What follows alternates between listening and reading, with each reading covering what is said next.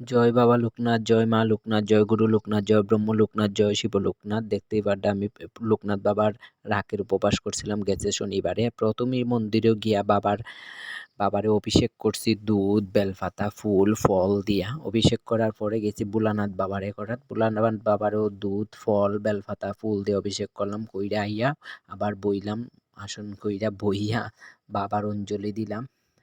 ঠাকুরদায় মন্ত্র কইসুন, মন্ত্র হওয়ার পরে ঠাকুরদায় আমরা অঞ্জলি দিলাম।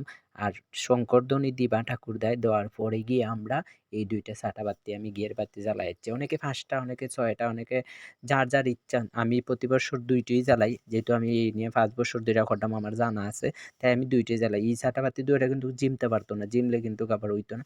আপনি এটার দিকে খেয়াল রাখতে হইবা, এটার দিকে খেয়াল রাখতে হইবা, এটা যাতে জিমতে পারে না মনোযোগ দিয়া। আর যার যার সময় কাটে না, অনেকেই অনেক ধরনের বই, ধর্মের বই পড়তে পারেন, বইটা সময় কাটাইতে পারেন। 2 ঘন্টা যেহেতু মারতে পারতা না, মনে মনে বইটি পড়তে হইবা। আর আমি মন্দিরের বারিন্দাত বইছিলাম। আর ঠাকুরদায় সপ্তাহ কইয়া দিবা, এনে মানুষ আছে সবাই জানে, যারা যারা আছে এনে কইয়া দিবা। আর এটা করি আমরা সবসময় গিয়া, আমি সবসময় গিয়া করি জয়নগর পাড়া লোকনাথ বাবার মন্দির শ্রীমঙ্গল। আপনারা করতে পারেন, এটা খাতি মাস হয়, খাতি মাসের 1 সপ্তাহ বাদেই এটা শুরু হয় শনি মঙ্গলবারে।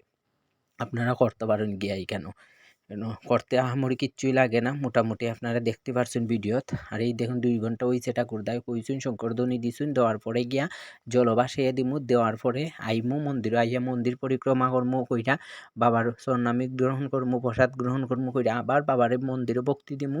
দেওয়ার পরে গিয়া আমরা সবাই কথা হইমু, কথা হইয়া এরপরে তো সবাই সবার বাসার জায়গা। আপনারা এটা করতে পারেন, অনেক সুন্দর ব্রত, ভাল লাগবো বাবা লোকনাথের নামে।